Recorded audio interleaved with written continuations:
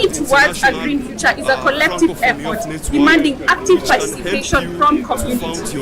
African youth are initiating and leading community projects that promote sustainable practices from agroforestry to organic farming and water conservation. These initiatives not only address immediate challenges, but also build resilience against future uncertainty. Conservation. In this distinguished forum with policymakers in attendance, we must recognize the powerful catalyst for change that the youth voice represents. Engaging in policy making and advocating for sustainability and resilience are not mere requests for a seat at the table, but impassioned demands for a voice that shapes policies demanding our collective future. In conclusion, recent forums, including the Africa Climate Summit, underscored the imperative for Africa and Kenya to contribute to environmental well-being. Achieving this demands the unified and active involvement of the youth in such forums. The vision of growing a greener future is not a distant dream, but a tangible reality, being shaped by our youth every single day. So one of the key challenges that we saw in our environment, of course, has been the issue of climate change. And interestingly, the effect of CO2 gas emission only is killing more people more than both HIV and cancer combined. HIV and malaria combined. So, and it's killing up to between 7 to 8 million people each year. And as a result, I did lose my uncle in 2018 because he was exposed to CO2 gas emissions coming from the vehicles he used to hang on, as he was a person living with disability. So currently we are building 100% electric vehicles in Sierra Leone made with local materials, and we are of course also retrofitting vehicles that are using petrol or diesel to 100% electric. And with this we have been able to create a wide range of impact. As in, we have been able to transport about 60,000 people within Freetown on a clean energy vehicle, and we have been able to reduce the cost of public transportation to move from one point to another for students, pupils, and the locals in Sierra Leone. Also, we have been able for the first time to create access to persons living with disability to the public transportation spaces in Sierra Leone. And again, we have been able to create more jobs for young people within Sierra Leone.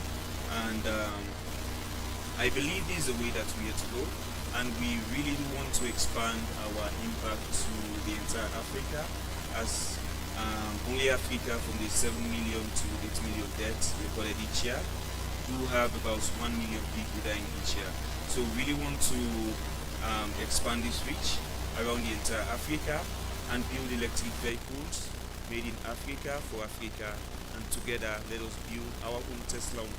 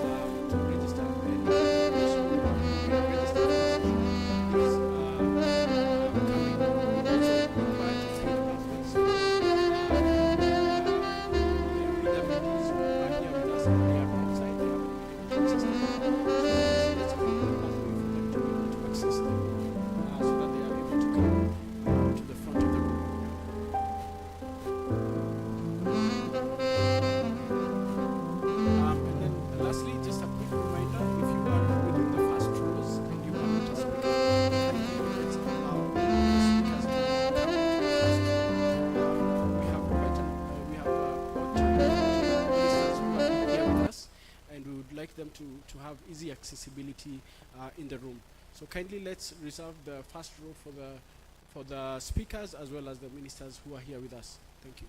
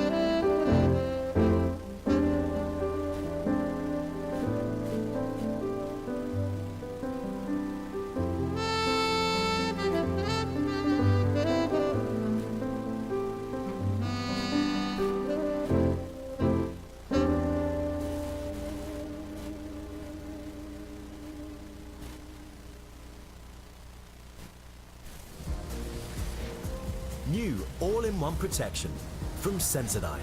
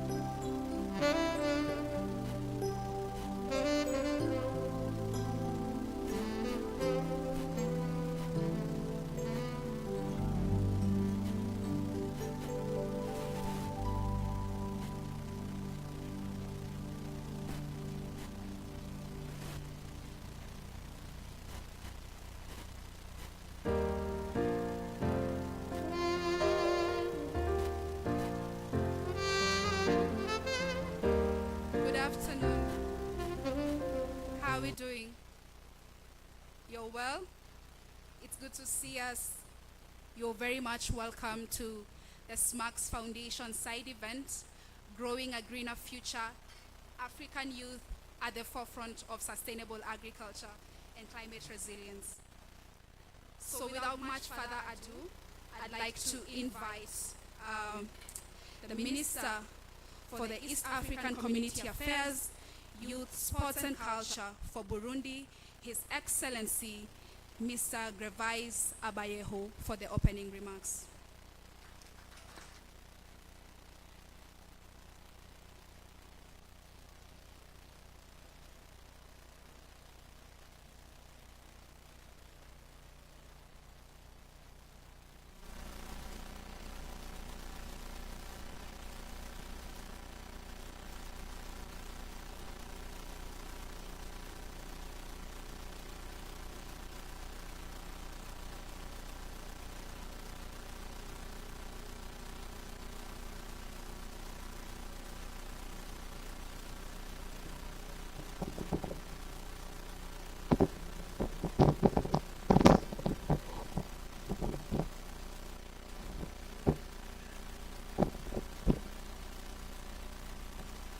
Everyone.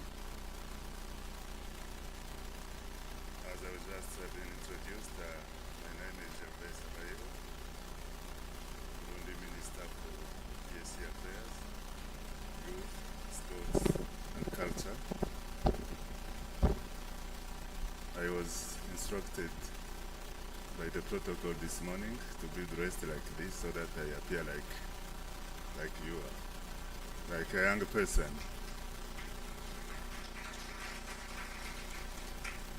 So I am one of the youth members who are gathered here today, and it is my pleasure to preside over, to give the opening remarks for this session.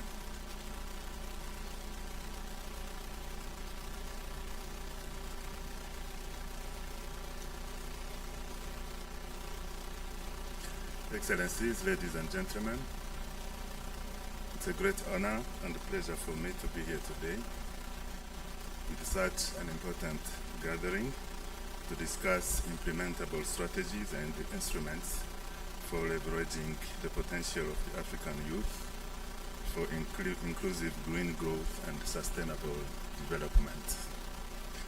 I take this opportunity to thank the Republic of Kenya, the host country, for the warm welcome accorded to all of us since our arrival in this beautiful city, Nairobi.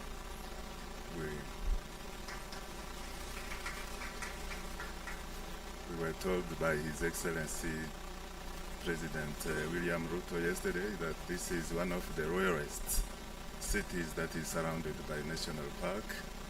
I think it will be our pleasure to visit the park to enjoy the wildlife there. So, Excellencies, ladies and gentlemen, Africa is a continent with a young population. According to the latest UN estimates, the African youth represent more than 70% of the continent's overall population and just over 40% of the active population. Young people aged between 15 and 35 are estimated at 400 million on the continent.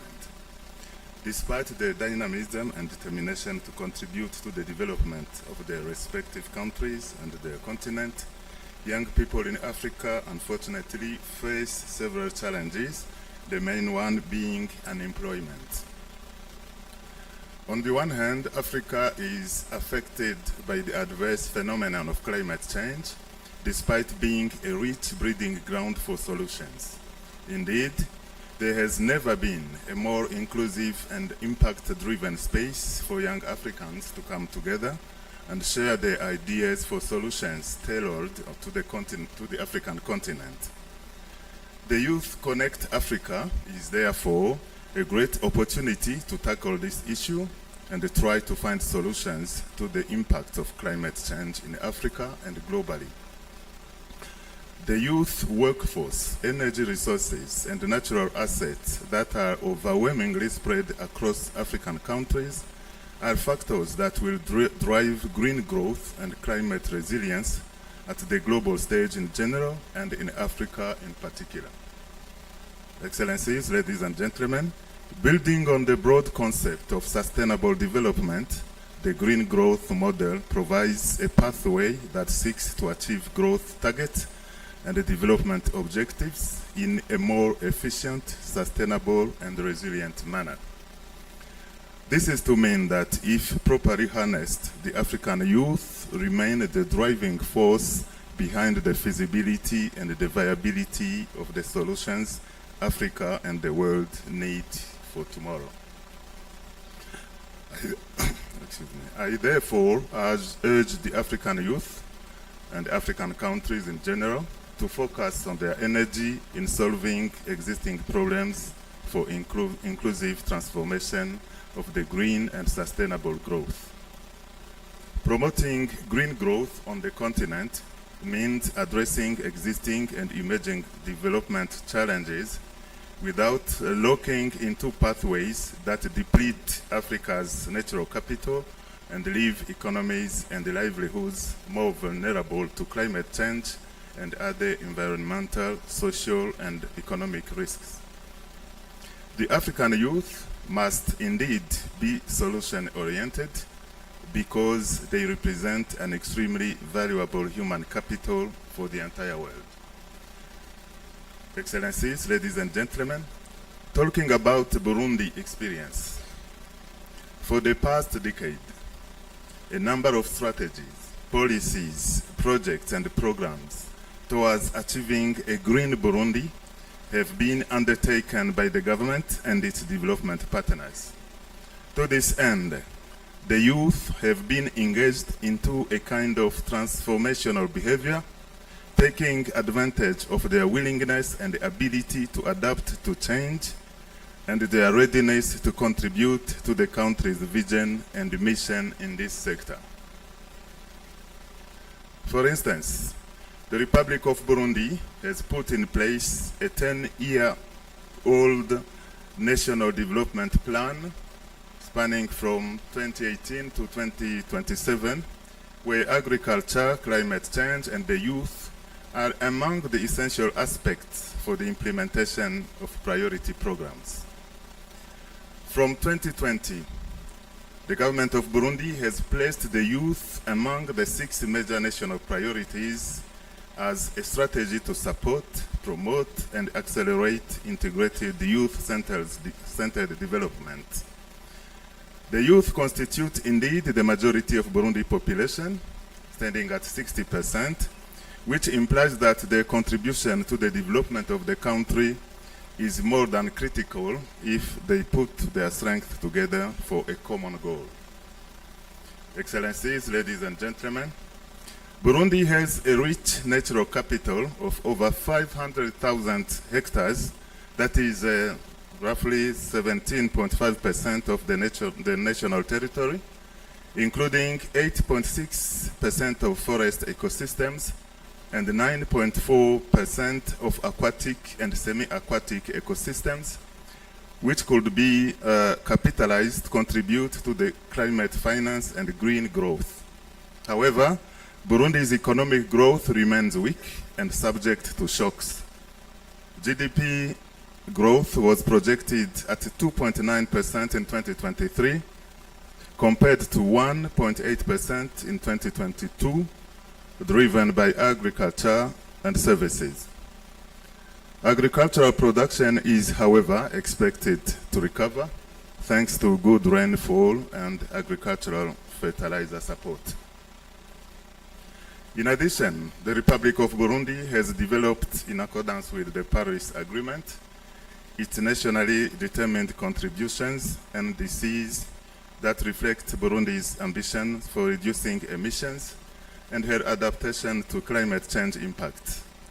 In the perspective of contributing to climate change adaptation and mitigation, the Republic of Burundi has put in place a national project called in the national language Ewe Burundi Rambaye, which could roughly translate as Burundi is covered with trees, which aims at planting trees everywhere it is deemed necessary, especially with the aim of promoting youth employment.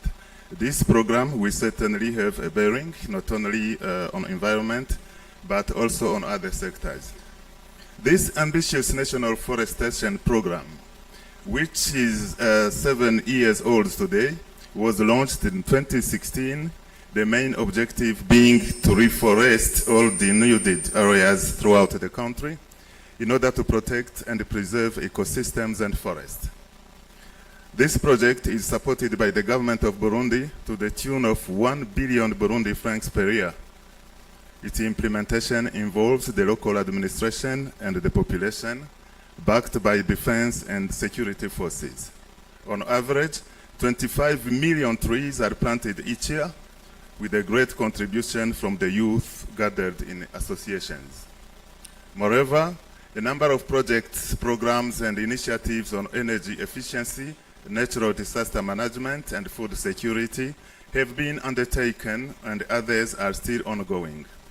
Without being exhaustive, some of those programs are, first, the program for the conservation and enhancement of natural ecosystems and their biodiversity for green growth of rural communities in Burundi, supported by the European Union, the Kingdom of Belgium, and the UNDP, which was officially launched in July this year in Bujumbura, in line with government priorities in the management of protected areas like the Kibira rainforest and the Rusizi River, the restoration and protection of land and water resources, and the support for the organization, monitoring, and management of the drinking water supply services in rural areas. Second, improving protection of biodiversity in Burundi is funded by UNDP in collaboration with the Burundi Office for Environmental Protection.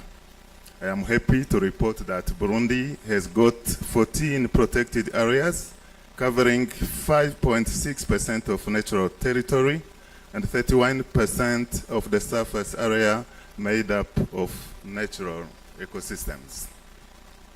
Excellencies, ladies and gentlemen, solutions to the problems facing Africa's youth have important implications for innovation and entrepreneurship in the context of the transition to green growth. One of the key areas where energy, skills, intelligence, and innovation can be channeled is in tackling the impact and the threats of climate change, which have increased and exacerbated challenges facing young people today. It is necessary, therefore, to involve and include the youth in the design and implementation of policies for green, inclusive, and sustainable growth, as the positive impact of these policies will affect them the most as future leaders of our continent. This calls for a rethink of policy measures the continent can take to harness the power of its young and growing population. As I conclude, ladies and gentlemen, I would like to reiterate the importance of the youth and their vulnerability to the effects of climate change, hence the need to strengthen their involvement in the strategies aimed at mitigating the negative impact on the continent. It is therefore imperative to give the opportunity to the African youth to network and interact with other youths from other continents so that they can contribute efficiently to the fight against the global crisis of climate change. Long live the African continent, long live the African youth. May God bless you all. I thank you.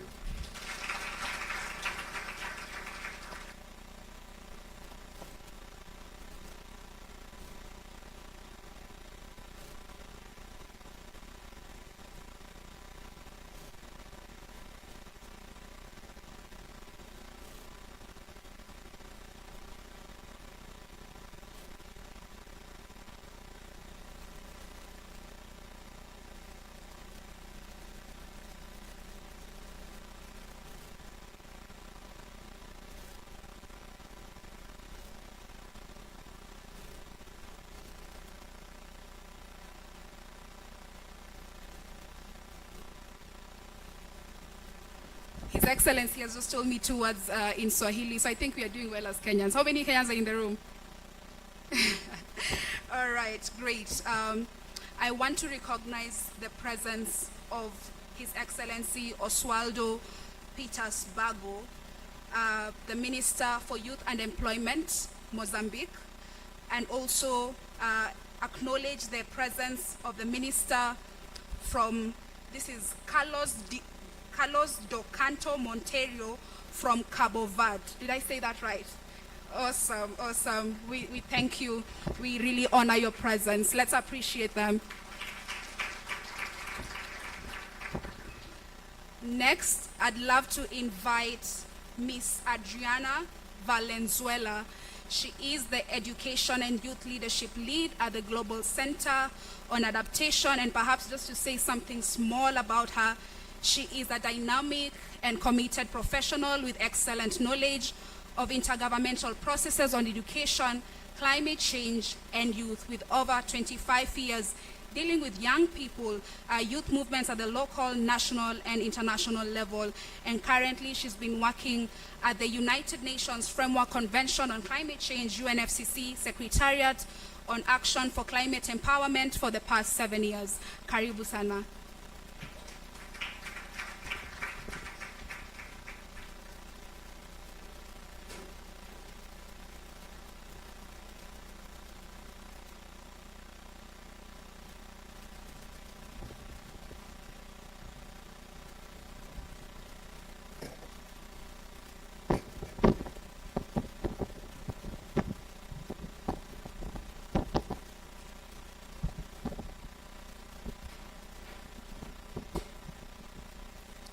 Good morning, everybody. It's a complete honor to be here with you. As mentioned, my name is Adriana Valenzuela, and I was here some small ago. I was here hosted by His Excellency President Ruto at the African Climate Summit. The first time ever that a president brings together head of states to bring together a common position for Africa regarding climate change. I want to express my sincere gratitude to the organizers, to the CS Ababu, who is not here, but who is hosting all of us, to his team, to Nas, Chief of Staff, and to all of you that have worked day and night to make this global, this regional gathering possible. 20,000 youth. A big applause for our host, Kenya. Also, thank you, ministers. Yesterday we were discussing how we can continue working together. Minister Osvaldo, please stand up, and a big applause for him. He is from Mozambique. Also, Minister Carlos, please, a big applause for you from Cabo Verde. Alexander, Minister from Senegal. Please, stand up. Also, Minister from Burundi, thank you for your words. Now you are our key speak note. And are there other ministers here in the room? Fantastic, then we have this. Then what I want to share with you. Climate change is one of the global challenges that the humanity is facing. And Africa is a continent that is only contributing with 3% of the global emissions. However, Africa is the continent that is highly vulnerable to the impacts of climate change. Africa is the youngest continent in the world, and you are the biggest asset for this transformational change. What I want to share with you will be very brief. Why adaptation is important? Who of you know what is adaptation? In one word, what is adaptation? One word. What is adaptation? We talk about mitigation, about reducing greenhouse emissions, and we talk about renewable energy. But what is adaptation? Adaptation in one word, and I think that it needs to be one of the outcomes from this room, adaptation is to be prepared.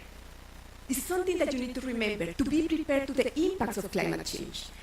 I lead the Youth Leadership and Education Program at the Global Center on Adaptation. It's an international organization that was established under the leadership of Secretary General Ban Ki-moon. And we are the only organization in the world that is only working about adaptation. I lead the Youth Leadership and Education Program, and I want to very briefly show you what we have done this year to also invite you to discuss together how you can be part and how we can work together. Then, Joseph, we have a video. If you don't mind, please help us with the video. This video is the summary about what happened in 2023.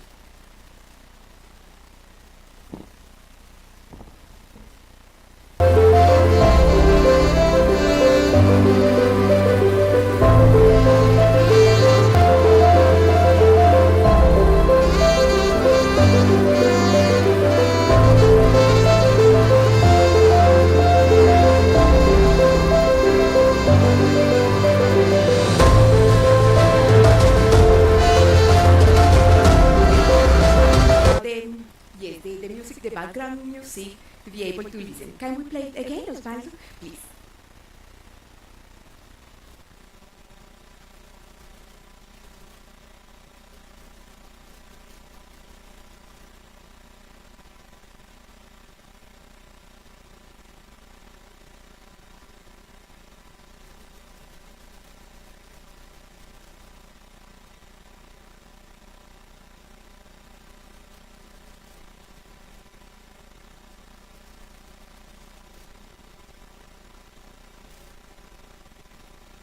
I'm not sure what.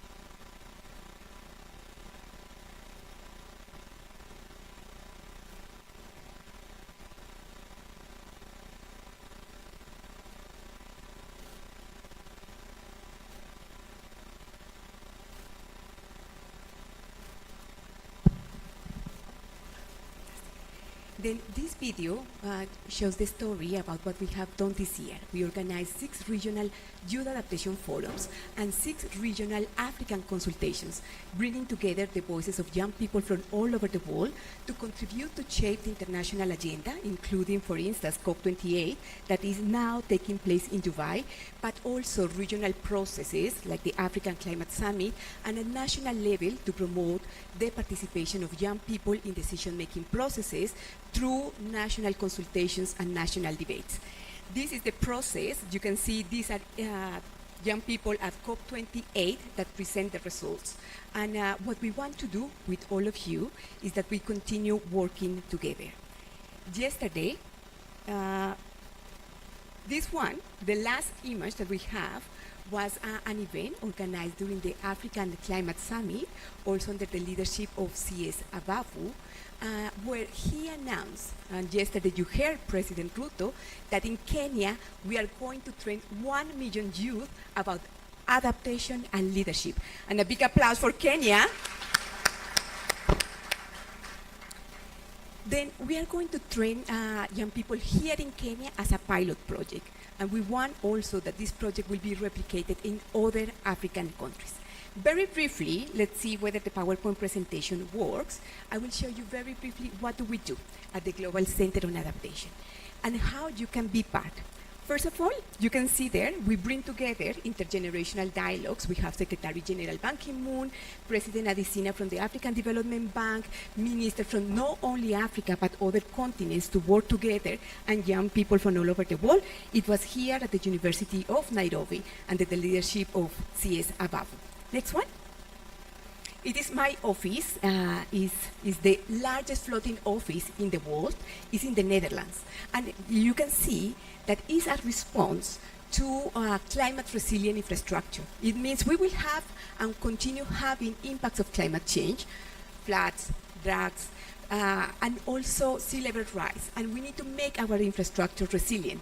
It is the office in Rotterdam. We have office in China, in Dhaka, in Abidjan, and also under the leadership of President Ruto, the office for Africa will be established here in Nairobi. It will be the largest building to showcase also nature-based solutions. The construction was announced last week at COP, will start in March next year, and in 1 year it will be finalized. Next one. The Youth for Adaptation movement has 4 areas. the youth adaptation movement. And why? Because we have seen that in the world, the focus was mitigation. But a continent like Africa that is highly vulnerable to the impacts, we need to change the narrative and we need to prepare everyone to be part of the solution.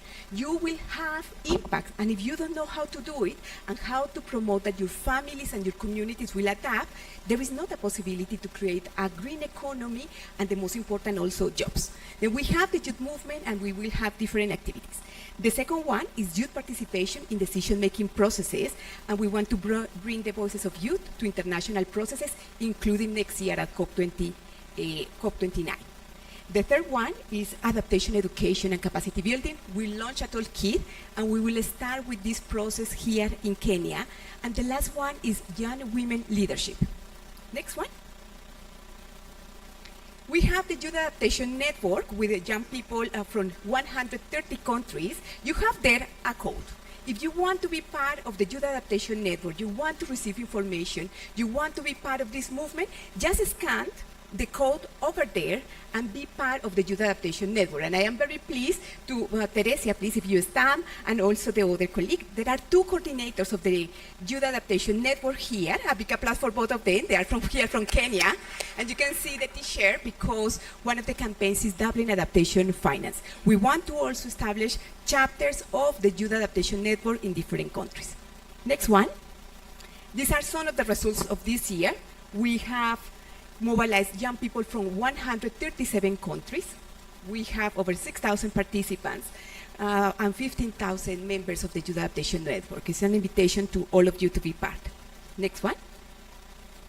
What will happen next year? We will have thematic youth adaptation forums about water, about climate resilient infrastructure, about nature-based solutions, about young women leadership. These events are virtual and you will be able to participate. It's free of cost, and we want to create a platform not only to connect African youth, but to showcase African youth leadership to the world. Next one. It is COP in Dubai last week. The recommendations that you can see, and Teresa, if you can bring me the publication, all the recommendations from young people from all over the world are together in this publication that was presented to global leaders last week at the COP. This is the global youth engagement with the global goal on adaptation and the global stock taking. Is a global process under the COP28 and is part of the process. Then next year we will have also another publication showcasing the African youth leadership and especially the project with Kenya to train 1 million youth. Next one. It is the toolkit. We will start next year here in Kenya. The toolkit is available in English, French, and Arabic. Minister Osvaldo, Minister Carlos, we will need to explore how we can translate this material in Portuguese to make this available in Portuguese to all the young people in your countries. And we will start with the adaptation academies for youth. If you want to access, it is the code. It's free. There is a microsite.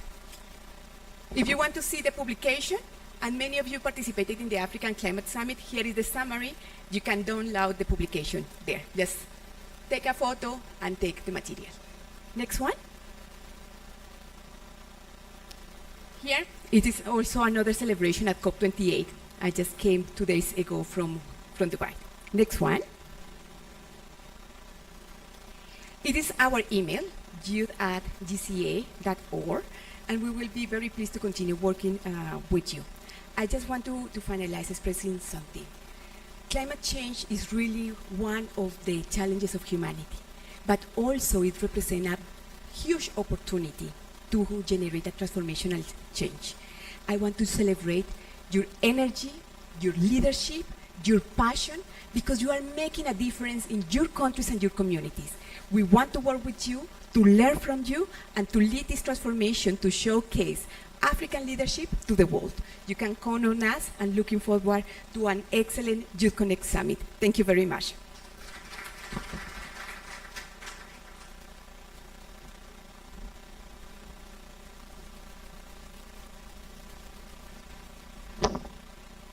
Thank you so much, Adriana. I really just want to acknowledge again the presence. Today we are privileged to have so many dignitaries amongst us. We have the Sahrawi Republic Ambassador Mohammed Liman Ali Ami with us. We also have the Minister Hassanitu Mohammed Shebalao. I hope I got that right. All right. I know most of us came here because of our founder and patron, Ms. Charlene Ruto, and we want to hear from her right now, a very passionate young woman about agriculture, and just very passionate about things that entail young women, and things that entail young people, and things that affect us. So without further ado, can the media team help me so that we may hear her?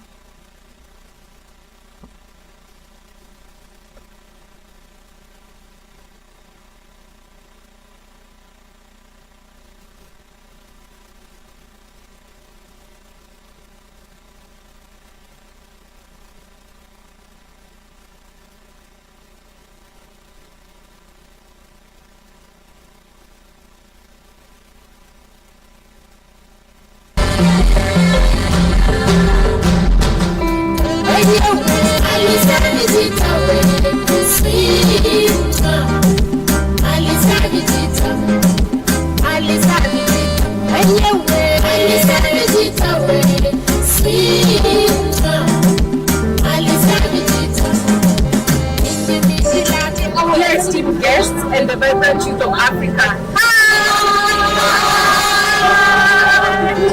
I hope you cocoa and welcome to this side event by SMACHS Foundation, African Youth Leading in Sustainable Agriculture and Climate Resilience. As we gather under this banner of hope and empowerment under the SMACHS Foundation, I want to express my sincere gratitude for your invaluable presence. Thank you for coming. Your active participation is so instrumental in shaping our shared vision for a greener future.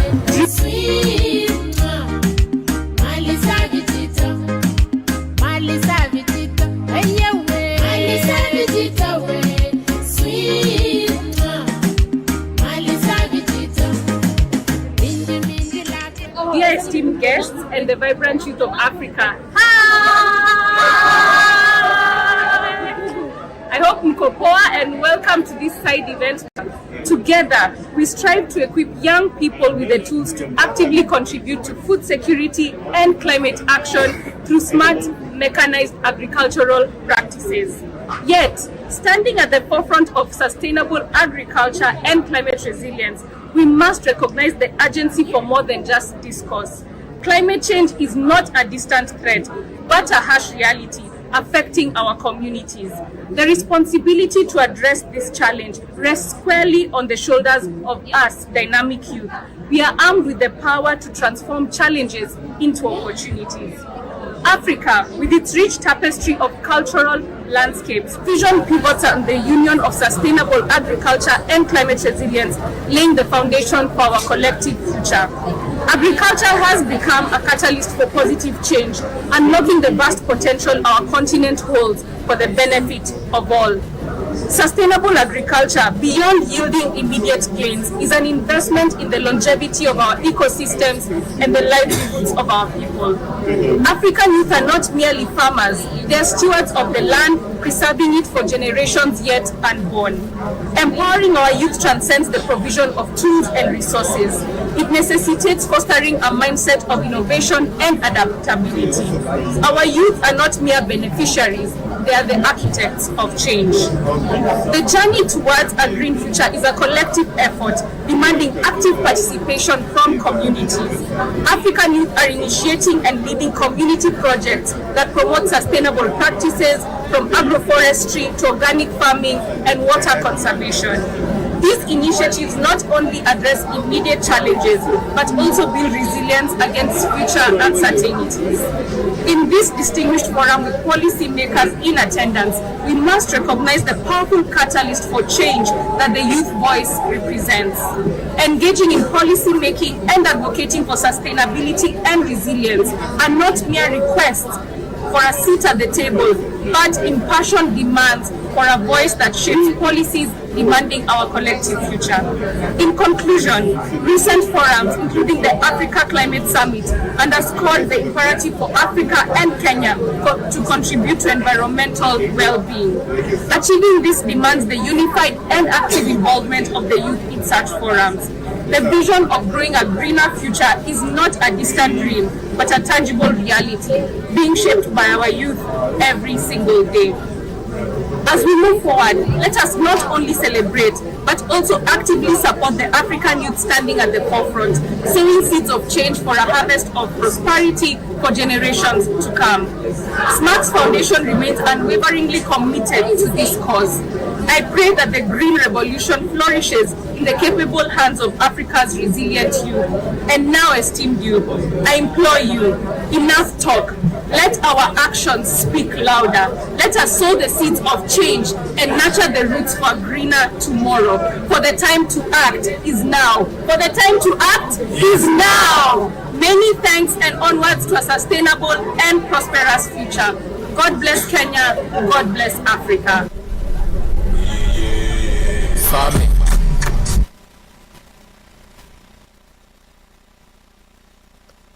Thank you. Just to bring in the youthful vibe, I have some giveaways during this session. So I want us to do a quick fire before we start the panel discussion. Before we get into serious stuff, let us, loosen up a bit. So I'd appreciate if I can have a roving mic. Thank you. Great. So if you get that, I have goodies for you. Kiki, did you help me with that?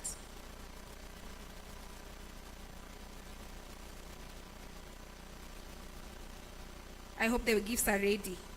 All right. So, question number 1.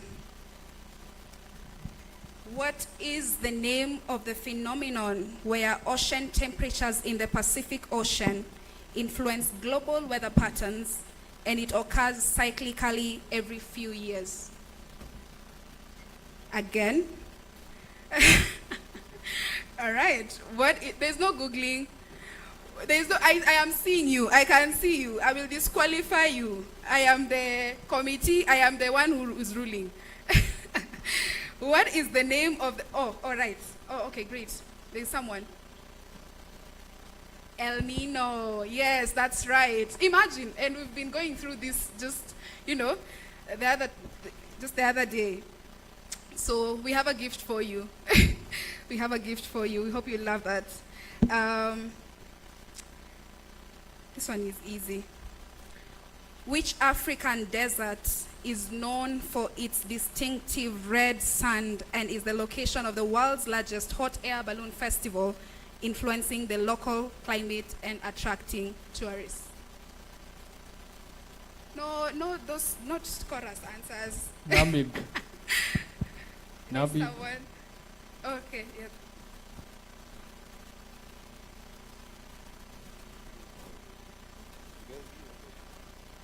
Sahara. No? Good trial. You've Googled. Namib Desert. Namibia. Great. Yes, it's the Namib Desert. Thank you. I'll come back with more gifts. Now to the serious session, and while we are here, we want to have a look at what it means to grow a greener future and what it means to have African youth at the forefront in sustainable agriculture and climate change. Without much further ado, someone could help me with this, so they can just be arranged as we prepare for the panel to come.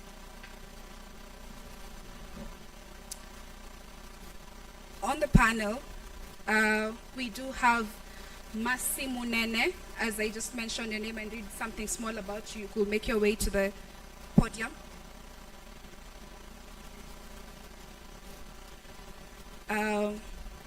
Masi is the founder and CEO of Shamba Connect. She's very passionate. She's an entrepreneur in the area of climate smart agribusiness, and she has built a notable business that specializes in modern technologies for urban farming. Let me just stop there. It's very long. We don't have time. Thank you. Karibu sana. Ruth Kariuki will be next.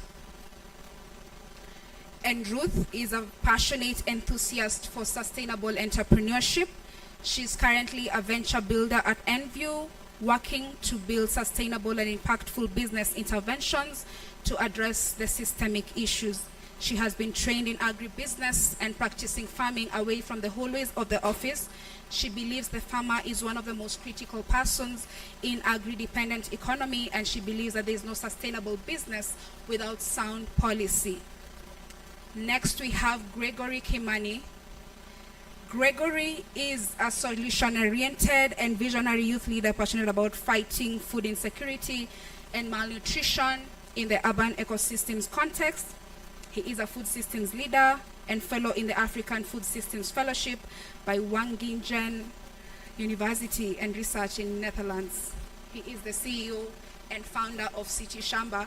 If you know, when the king came to Kenya, he actually visited his shamba. And then I think the last one, we have Fabiola Ikirezi Mutabazi. Lovely names right there. She's currently serving as the climate finance specialist at the Rwanda Green Fund, the nation's principal financing entity dedicated to attracting and coordinating climate finance. In her role, she plays a pivotal part in executing the fund's resource mobilization strategy and overseeing the development of programmatic funding concepts and proposals. Lastly, I need to get, go ahead, if Jafet is on with us from the media. Is Jafet on with us? There's a speaker who's joining us online. That should be Jafet Orienyi, and he's a Kenyan-based environmentalist and community development practitioner. He's the co-founder and partnership lead for Mazingira and Jamii Africa.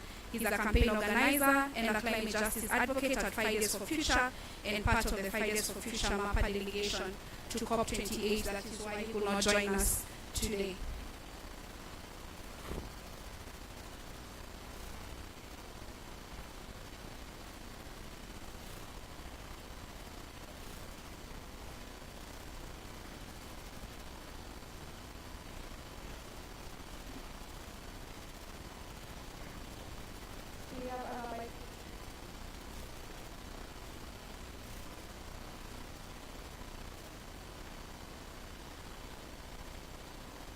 Do we have a microphone? Thank you.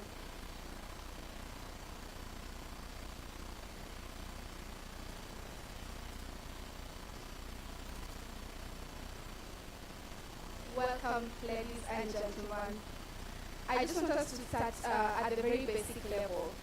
I know when we were talking about having African youth at the forefront, you are invited here in your capacity because you are associated in sustainable agriculture or climate change in one way or another. So I want us to start at the very basic level because the young people in this room would also want to learn from our journeys as individuals. So tell us, how has your journey been like in sustainable agriculture or climate action as an individual? And when we're talking about growing a greener future, what are we talking about? Paint us a picture of what a greener future looks like for you.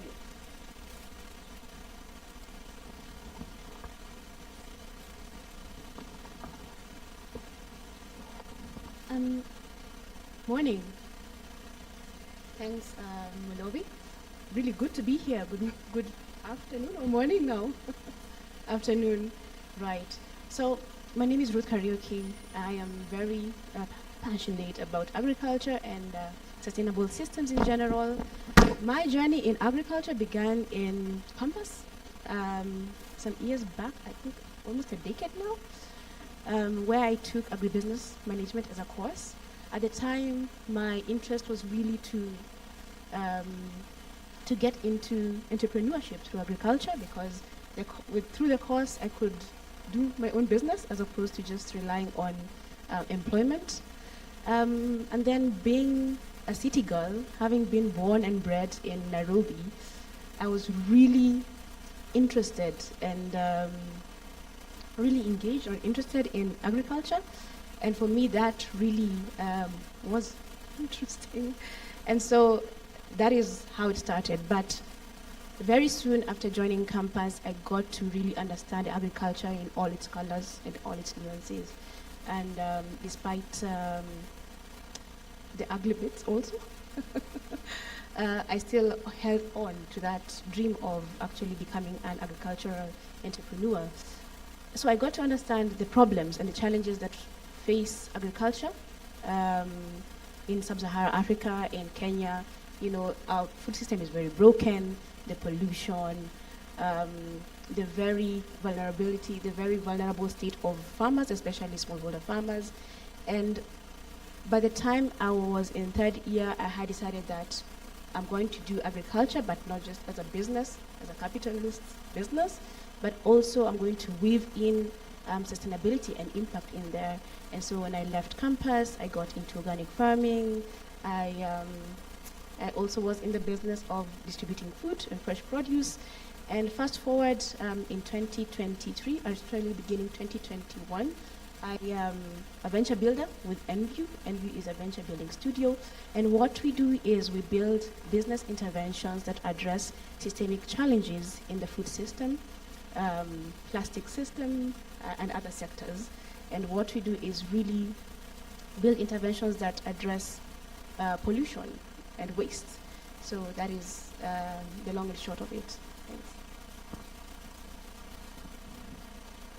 Good afternoon.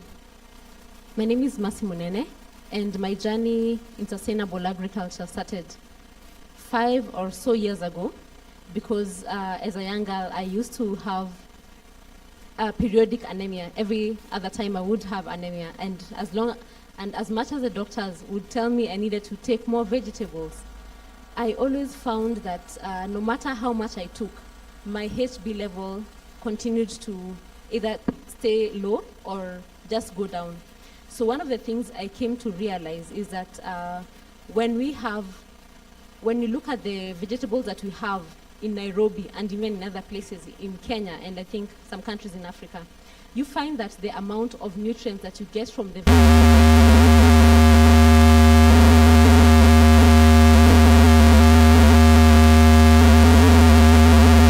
vegetables using organic systems, I found that it really made a difference. First of all, in terms of the taste, but also in terms of giving me the iron levels that I needed. And so for me, it started a movement. I started my business from there. I took people through the process, and now my friends and neighbors started asking me, can you also do for me a kitchen garden in my balcony, in my wall space, in my little space. And that's how we started our business, Shamba Connect. And we have grown over the years. And currently we are also farming rabbits. And because rabbits are giving us part of the organic solutions that we are requiring, such as the rabbit urine and the rabbit manure.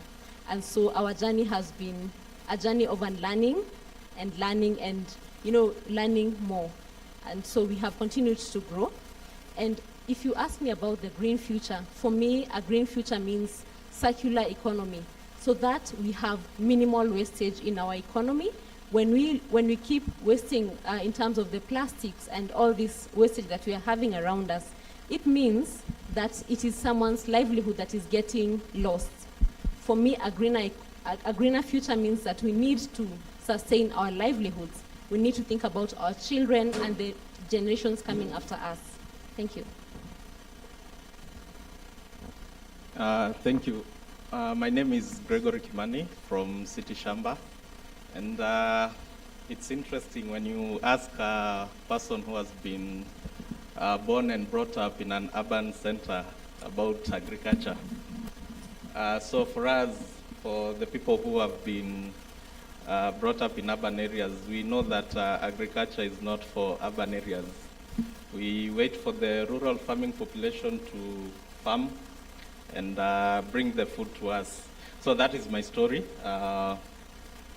I've grown up in urban areas, and of course I've not interacted that much with agriculture, but it has affected me because of food security and the food system as we knew it.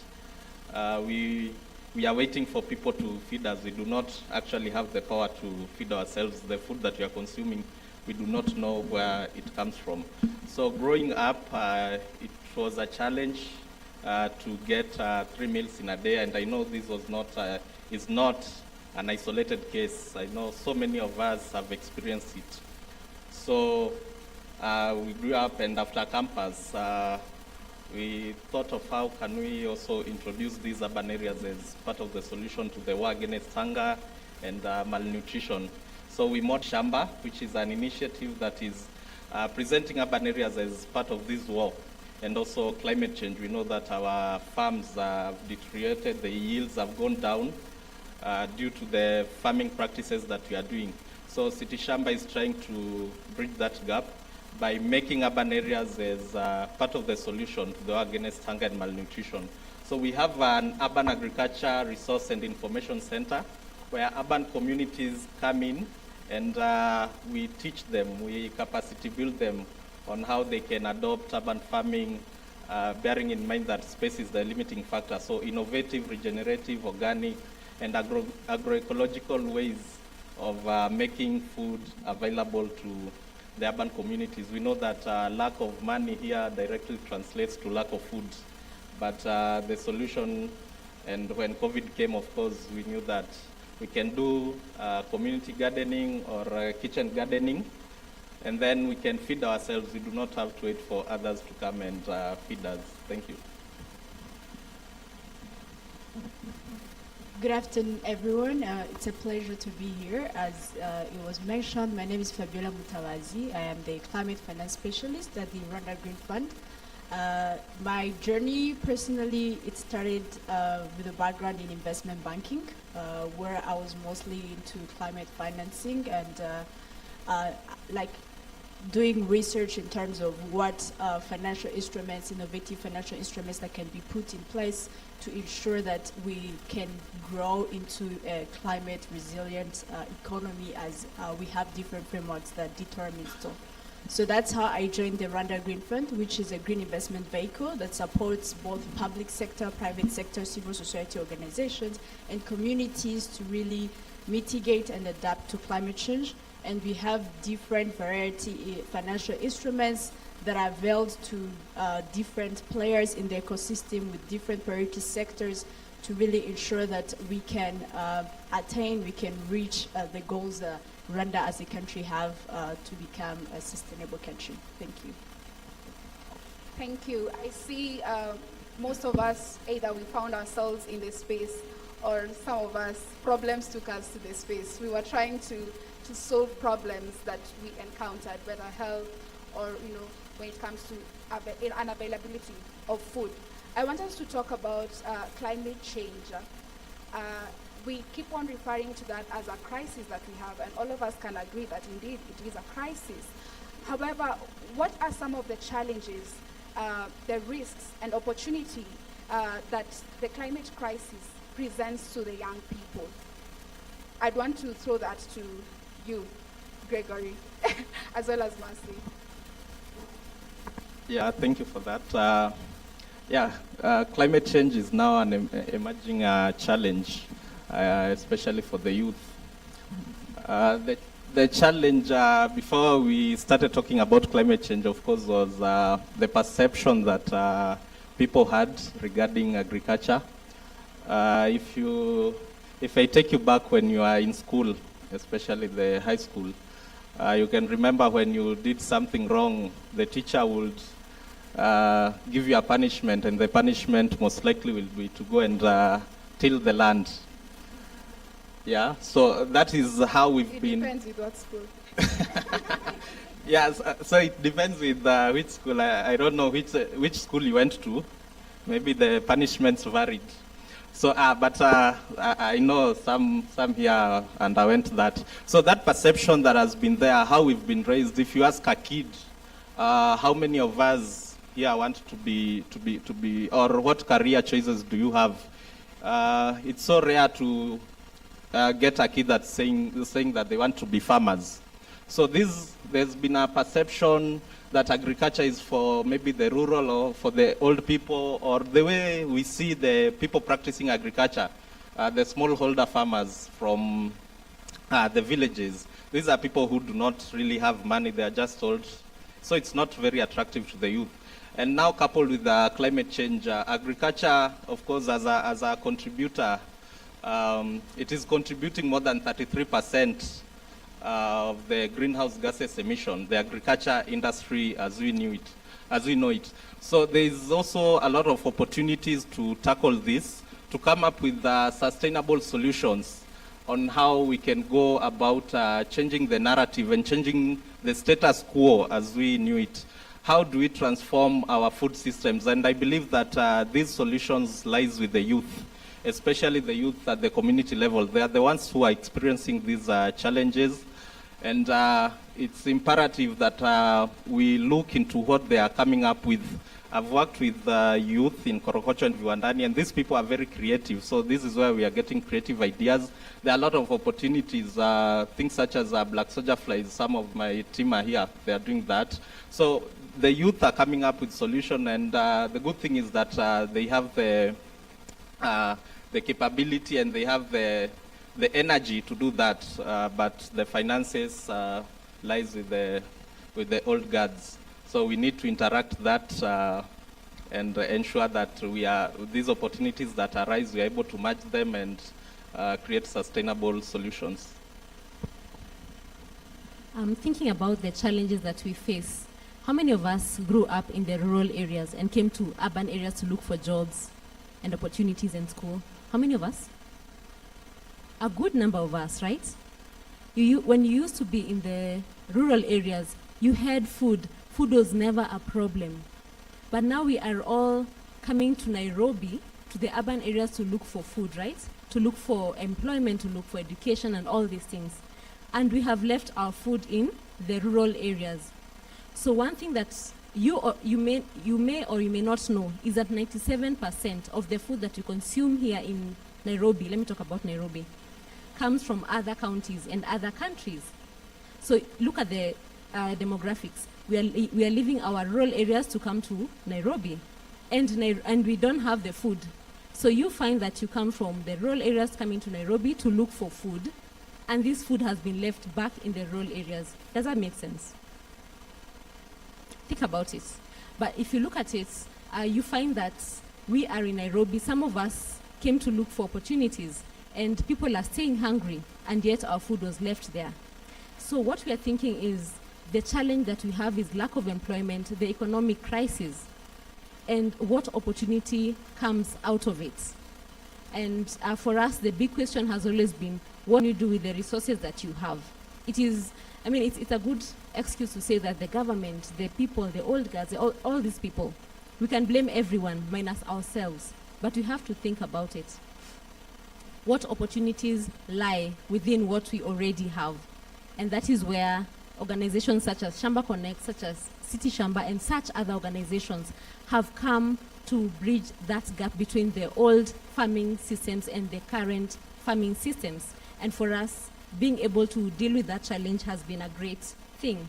So when you think about economic crisis, lack of employment, where else can we get this employment? We realize that if you look around, there is a lot of idle land around us. We have spaces in our balconies, in our backyards. As we look for these dream jobs, what else can you do with what you have? And this has been a good opportunity for us because we have trained women in the urban slum areas, in Kawangware, in Korogosho, and we have seen the transformation. You find that like a lady has 3 or 6 children, and they're wondering, I can't go out to look for work because who will take care of my children? If I leave my children at home, I have to pay a caretaker. So I go outside to work, then I come and pay a caretaker. It doesn't make sense. So what they are doing is they are now growing their own food so that even as they go to look for money out there, they have money for flour. So they come and take vegetables from their homes. So that has been for us a transformative journey. So I hear you mentioned that the financial challenge is such a big challenge for the young people when it comes to this space. Fabiola, you work in climate finance. What should be done so that we actually access these finances? You work for a fund that ensures that there's resource mobilization for the country. Are you successful? What are some of the strategies that you're employing? And there's the question of the money coming largely from the West, and it's coming to Africa. How also do we ensure that there's transparency and accountability when it comes to climate finance?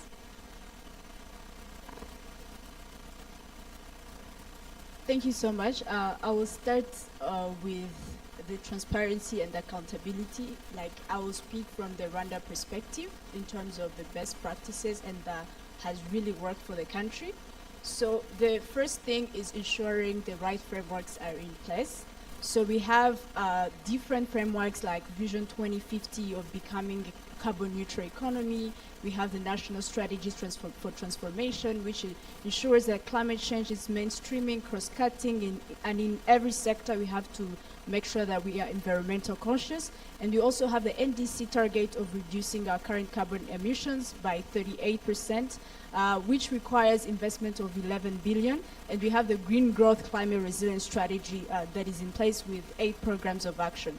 So all these frameworks have different reporting mechanisms, and it has different tracking mechanisms so that we know where we lack funding, so that we know where we lack investment, and then we also know how much that has been able to come in the country and to which sectors. So that also helps us to really track how far are we and what do we need to really get where we want.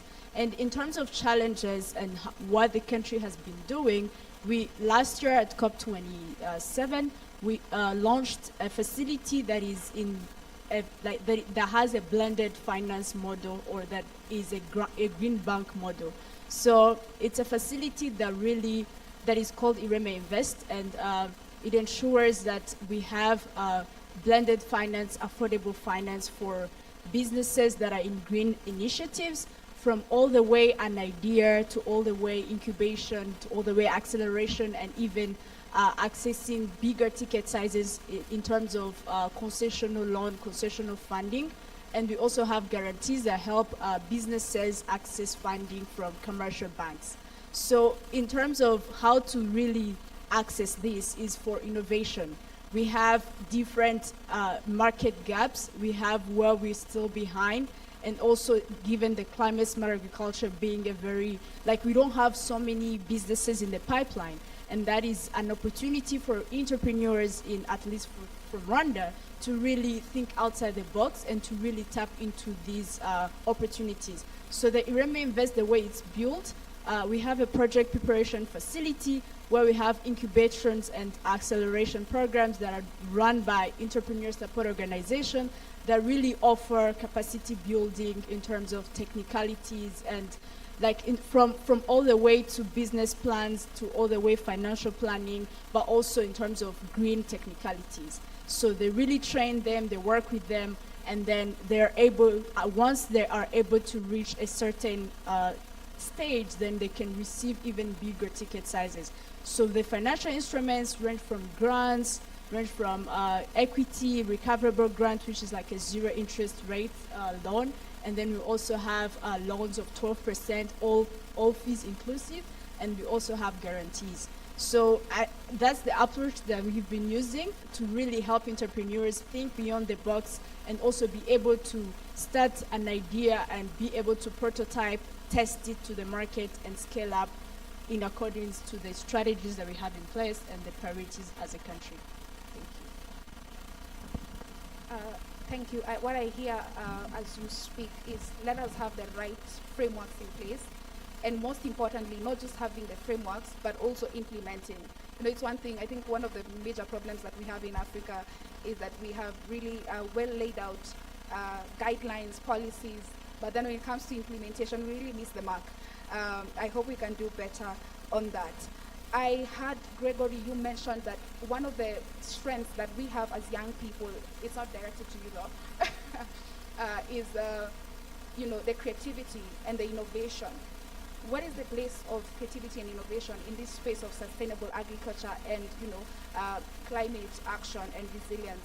When you talked about you being very passionate, Ruth, about policies, what are some of the policies that can harness this strength of young people, of creativity and innovation, and how do we ensure that we we do have policies that support or create an environment that is very conducive for green and green skills and green jobs. Yeah. Yeah, I think I'll go back to the very first question, which I realized I didn't answer to part B, which is what a green economy means to me.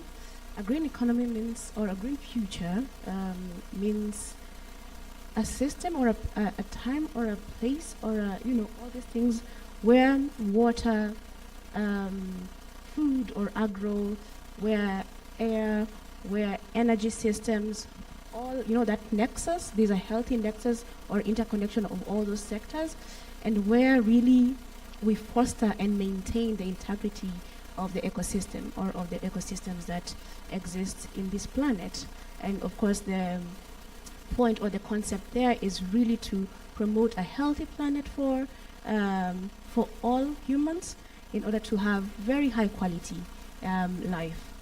Now onto your question. The youth are front and center, should be front and center in government strategies, not just government and other institutional strategies in fostering a way forward towards green transition. Why is this? Of course, as the minister from Burundi said, 70% of Africa's population, at least sub-Saharan Africa, is youth. And unfortunately, majority of the youth are unemployed or vulnerably employed. And this is, the effect of this is that productivity is affected negatively, not just on an individual level, but prolonged unemployment leads to unproductivity on regional and national levels as well. And so, but yet, the youthful people or the young people of Africa are have very high potential. These are people with very fresh ideas and very fresh perspectives. These are people who are very innovative. These are people who are very resilient. And these are all features and factors that are really needed to drive innovation and development. And where I work, we build startups or business interventions to drive this sustainability and impact. That kind of resilience and that kind of energy, that kind of drive is what we really look for or we really need when we are testing out new business models, when we are doing innovation, when we are iterating, when we have to fail and start all over again. That resilience of the youth is what we need and is what is required, but is really not available with the adults, because the adults have a system that they're used to. But that said, I think one of the policies that come to mind is that we need to rethink our education models. And I really thank the president and what he's doing currently, the president of Kenya, of course, who have been rethinking the curriculum. CBC, in as much as people really complain about it, I think that is part of the solution, and that should be replicated not just at that very primary level, but also in high schools and also in universities. We need to have education systems that really support innovation, right? That really support development, that really create an environment where youth can actually test out these brilliant ideas they have, and prototype them if possible before actually now being given a bigger platform to take them to market. What else do I think about? Of course, such interventions need financial resources, and here the government is really to invest in green transition. We cannot just be speaking about green transition without acting, and acting means that we put our money where? Our money where? Our mouth is. Exactly.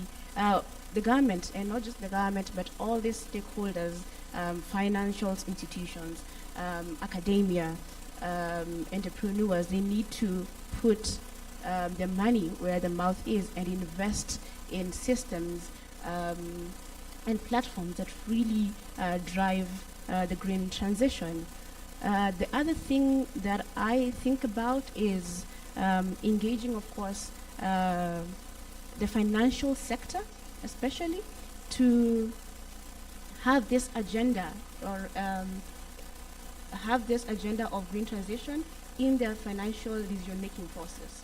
So how do we, instead of just going capitalistic and being centered really on just profits, the government could also really engage these financial institutions, because these are the money holders of the economy, to actually include programs that drive programs around adaptation and mitigation, so that when private sector comes in, no offense to the government, but when private sector comes in, things just move faster. And therefore, if private sector financial institutions are brought on board, things are able to move faster in that regard. And so those are like the thoughts I have initially. All right. Thank you, Ruth. I know we talked about the challenge of the traditional farming methods. I just want us to talk about this is specifically directed to Gregory and Marcy. How do we get to bridge the gap between the traditional methods of farming and the modern methods of farming? Keeping in mind, we're talking about young people, and I know already we said, finances is it's a big challenge. How do we get to bridge that divide? Yeah, thank you for that. So I think we need to take a pause and examine where the rain started beating us.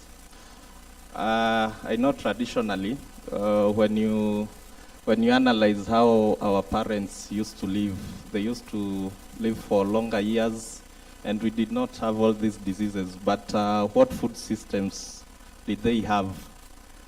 So they were doing organic or regenerative kind of farming. And then, I don't know, the genius who came up with the idea of, it was nice, that period of green revolution, of course, it brought a lot of fields, and we were able to feed so many people, but at the expense of our environment. So in the long run, we are now realizing when it's too late that we have really destroyed our environment, and now we have to deal with the climate change crisis. So it is not a problem that has started now. It started some years back when we were trying to transform. So what are we using? We need also to check with these new technologies, what came with them. Currently, we've said that our farms are no longer productive. Why is that? What inputs are we putting in our soils, and where are they coming from? So there's a deliberate, we've commodified food systems and food production too much, that we really do not care about the quality of the food that we are producing. We really do not care about the next human being. We are using a lot of synthetic pesticides in our farms, which are, of course, damaging our soils. It's not regenerative. It has killed biodiversity. So we need to pause where we are and examine all that, and now come up with solutions. We know that these things and things such as the GM and all that, who are advancing them? Who really holds the power to our food systems? Do we really have a say as consumers? Are we the ones in control? Because right now we are saying that we cannot sell our own indigenous seeds. We have the issues of policy and governance. Why can't we exchange our indigenous seeds? Yet we want someone else to bring their seeds to us so that we can use that. Is it really for our benefit or for whose benefit? So we need to examine all these. I'm not saying that technology is bad, but we need to examine, take the good ones and dispose of things that are not working for us. And let me tell you that Africa has a lot of resources. We have a lot of plants and we have a lot of food diversity. but we've been brainwashed to think that whatever we are consuming is not good. Yet you've all heard of biopiracy, where someone comes, they see what you are doing. For example, we had our own medication from the forest, the leaves that we were using, our parents were using and grandparents were using to treat themselves. Someone comes in, because they have the technological advancement, they just come take the leaf and then go and extract the active ingredients.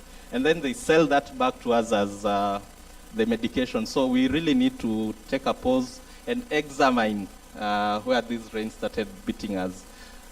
We can take the good things that comes with the technological advancement, and also let's not leave behind how we used to produce food in a regenerative, in an agroecological manner. And that's where we are going back to. For us, we've integrated that, and we are doing organic farming, but on utilizing vertical spaces. So we do not, the question of land here, it's a thorny issue, of course. So pesticides and chemicals and all these things, and they don't care, right? So the funny thing is that you find that this food gets to the markets. On the other side, there's another person who's also farming something different. So you find that they're also taking their own low quality or pesticide produce to the market, thinking that they are safe. The truth is, we are all not safe, right?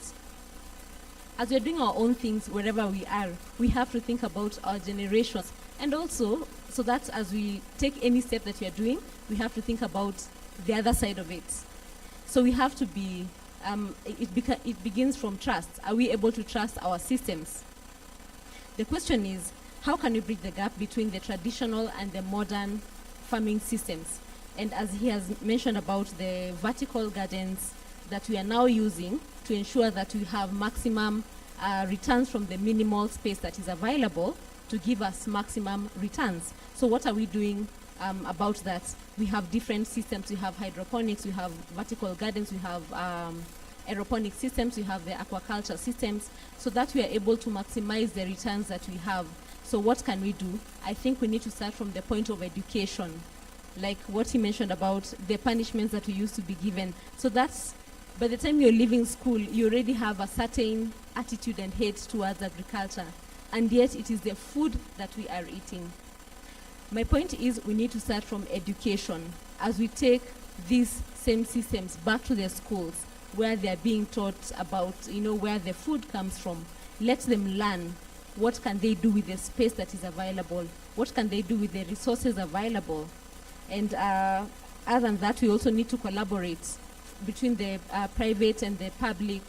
We need to have collaboration amongst ourselves so that we can be able to maximize on the returns for all of us, and it becomes a benefit for everyone.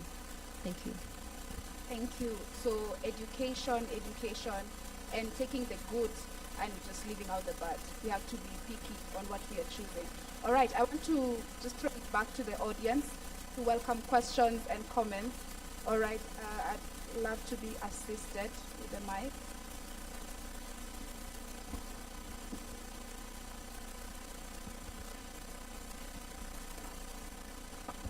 If you could be very specific and also direct it to who you'd love to answer, that would be great.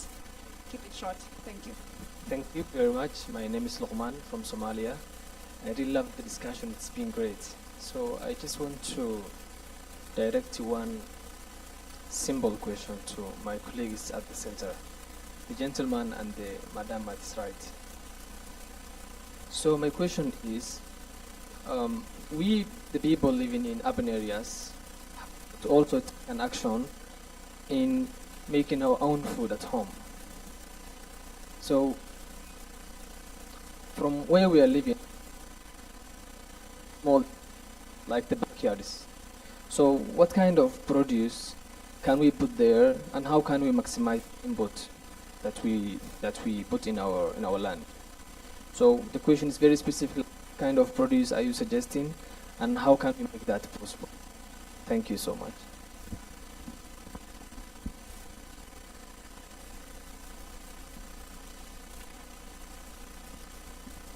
Good afternoon. My name is Christine Karanja. I'm a student at the University of Nairobi, taking development communication. but also a member of the Youth Adaptation Network and a member of the Global Youth Task Force for Food Systems and FAO. So my question is to Fabiola. Right now, COP is happening in parallel to this. We've seen a lot of commitments towards loss and damage. That was a huge fear, but with how do we now fast forward, given the fact that they had recanted their 100 billion? How do we now hope to put, from a financial perspective, but then combined with my background in policy, how do we do that as youth, where we can keep government accountable, even as they commit these funds? We had GCA and AFDB commit $1 billion during Africa Climate Summit and so many other funds. So how do we keep that, keep government accountable as youth? Additionally, you mentioned loan consensus and these other things, but for youth, being told you can access loans with our history of what Hustler Fund became, not to bring up other issues, but how do we now position ourselves so that we can access such funds from a financial perspective? The other one is to City Shamba. We are trying to innovate something that we've seen happen in Georgetown at the University of Nairobi for food security, where we can have a vertical garden, modern farming, climate smart, and then combine that with a pantry for storage and lack of food loss and waste in that sense. What are the tips you can give to us, and how can you play into that even as we plan for the Agricultural Innovation Center coming at the University of Nairobi? Thank you.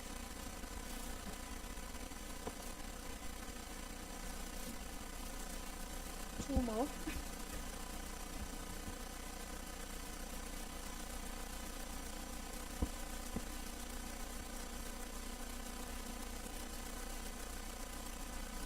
Hello everyone. I hope you are good.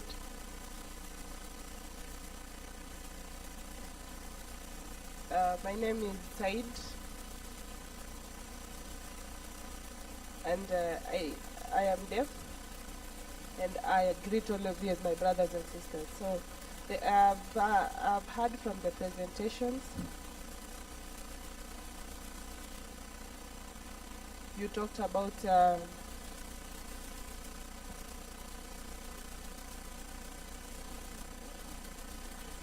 Okay, thank you so much. So from the presentation that you've made, you've talked about making beauty cosmetics from natural resources, different seeds, and generating income from that as well. And also using mechanized, smart mechanized machineries in farming. Yes. Okay. So I was just thinking, can get from the different the different crops that we farm, and also we can get fertilizer as well from the different animals that we have, like poultry, cow. Like chicken and cow as well. But I, as a farmer, I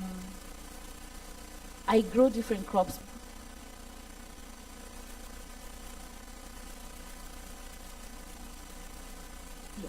I also do like what was mentioned by Fabiola from City Shamba. I also do farming in different techniques. I use different techniques for farming as well.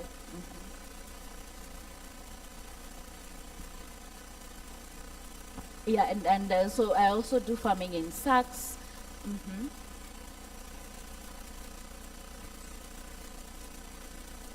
So that's the idea that I like. For instance, I can grow sukuma wiki in a sack and generate income from that, and as well as take care of my household.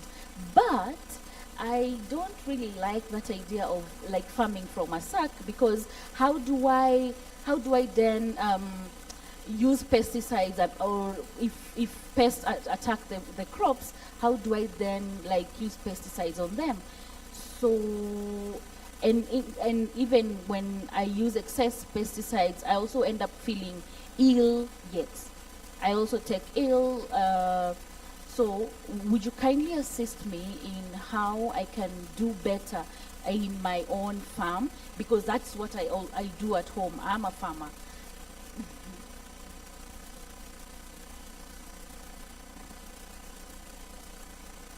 So I am willing and I'm ready to be accommodated and equipped with better skills on how I can better my farming activity back home. So you could kindly assist me with that, and also how I can do decomposition when it comes to fertilizing.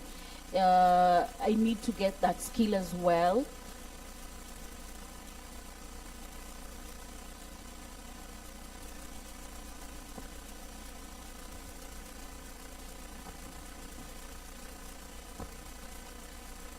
So when, for instance, also when I want to grow beans, I also use the same idea that Mr. Fabiola had mentioned. So thank you so much. I'm just a living example of how city farming has worked.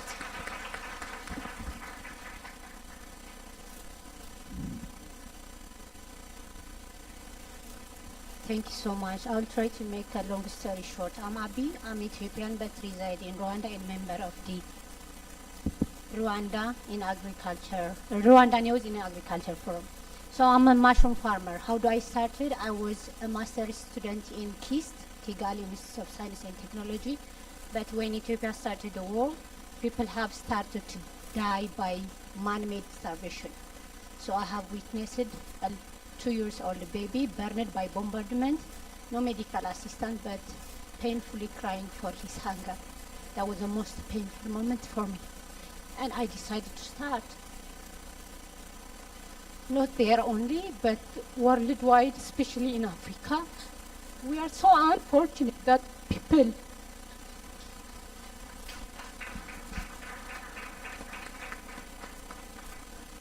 I'm so sorry.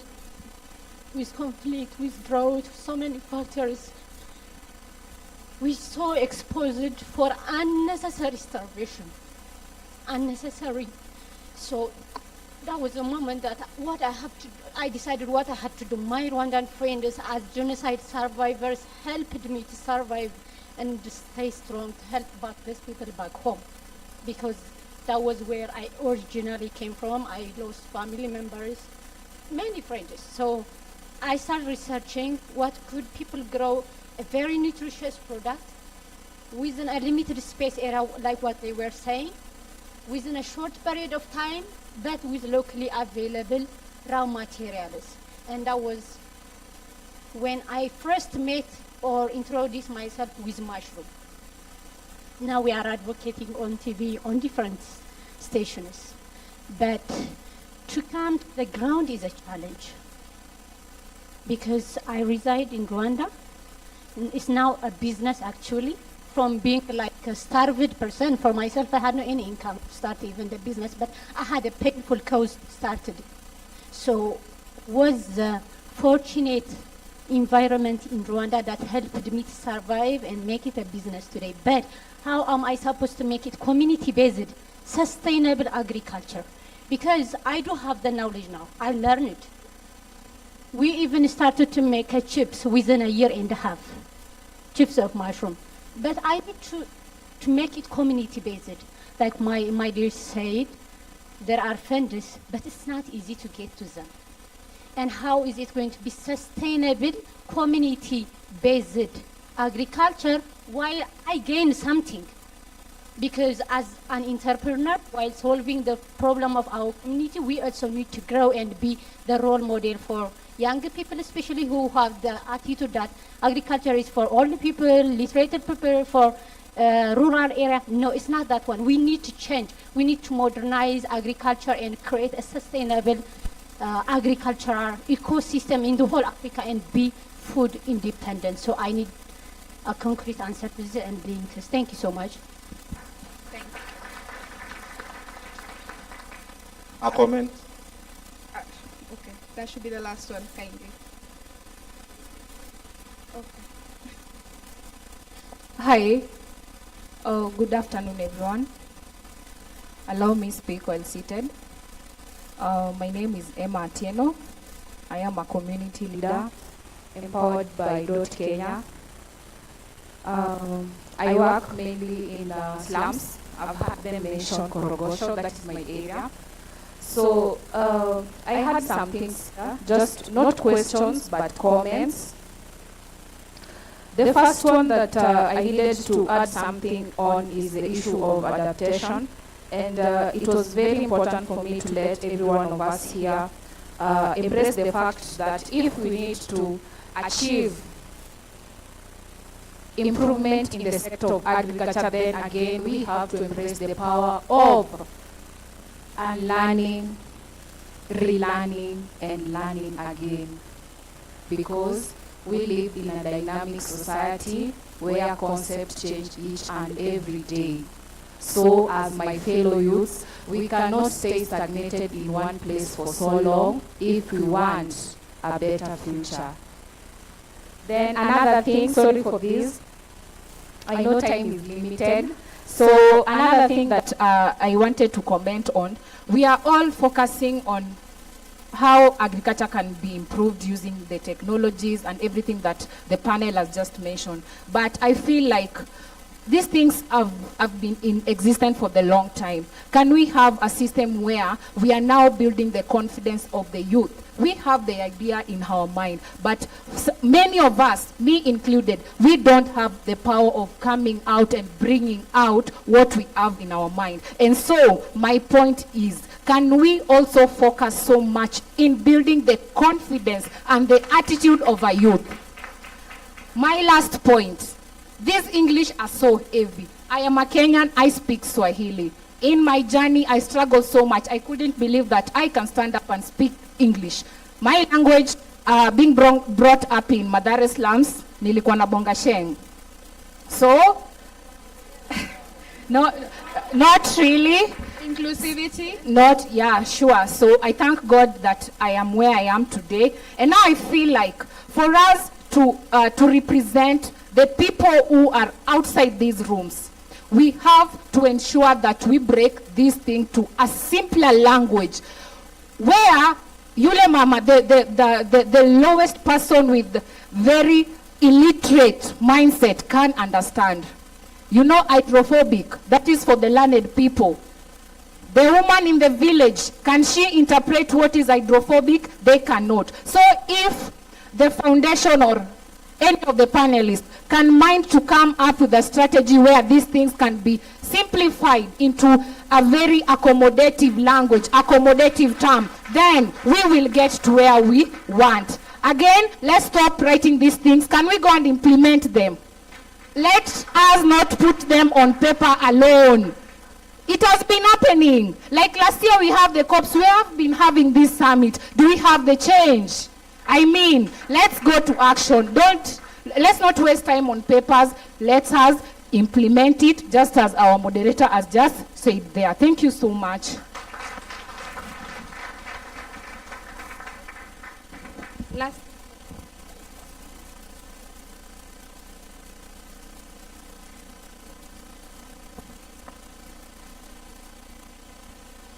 Merci. Je vais m'exprimer en français, si vous permettez.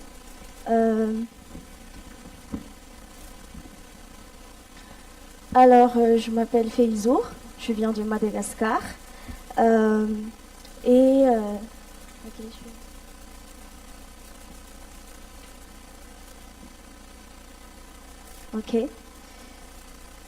suis Feizour, je viens de Madagascar.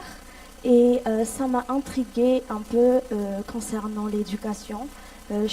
Quelqu'un parmi vous avait parlé de système éducatif. Et la question que je voulais poser, c'est que est-ce que, pour moi, je suis convaincue que même si on a plusieurs projets ou plusieurs programmes qu'on va implémenter dans chaque pays, je pense que l'éducation, c'est surtout le plus important. Alors, ma question, c'est, avez-vous ou bien est-ce que vous avez expérimenté une solution innovante pour que les personnes dans les secteurs ruraux, très bien que ce n'est pas tout le monde qui est à la technologie et ce n'est pas tout le monde qui est à l'agriculture ou bien tout ce qui concerne le changement climatique. Donc, si vous pouvez nous partager un peu une bonne pratique, par exemple, sur ce que on peut appliquer comme éducation au sein de ces communautés rurales. Merci beaucoup. Thank you. It is a kind request. Let's allow a member from the indigenous community just for representation purposes, and that will be the last one before we come back to the responses. Thank you so much, the plenary and delegates around. So now I'm Kolem Ruto, one of the youth delegates from a marginalized area that is in the North Rift, the Baringo side. So now mine is just to lobby. I come from a community where retrogressive culture is more of, there is a lot of gap there in terms of reaching out, bringing out the alternative livelihood to the community. And I've seen you have an alternative here. You have shared a lot based on this. How can a youth in a marginalized area be engaged in these activities so that we can brought up this thing and also use as a tool in that area? We have a lot of issues. I've gone around the other sessions, issues of the GBV, issues of the FGM. A lot of gap and illiteracy level is a very big gap. I need you guys to just, avoid the misconception in the media. That place is safe. We have a lot of youth in Baringo here. You can raise their arms here. A lot of them. This class is blessed, is really blessed.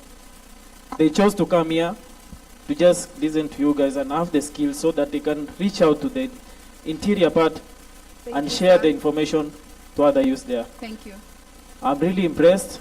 One of even the organization, the Global, Madam Global, Center. Yeah, sure. We can have a session with you so that bring us, that the trainings and stuff like that, so that we can help the young Mwananchi there. Thank you. This is a bottom up. Thank you so much and say. Thank you. All right, back to the panelists. If we kindly allow me time, there is a session that's coming after us, just to respect people's time. Yeah. Allow me to get back to the panelists, and if we could start with you, Fabiola. I think there was a question on finance and transparency and accountability. You could respond to that, and then have all of us respond to the questions, and we wind up. Thank you so much. So the way I could explain for entrepreneurs to hold accountable governments in terms of the pledges and commitments they've made, if you innovate, and I think there was a study that was done about this, because there are pressing issues that really need finance. If you could really innovate as per what is really needed and be able to fill in the problem, provide the solution, and fill in the market gap, I believe you're going to unlock financing.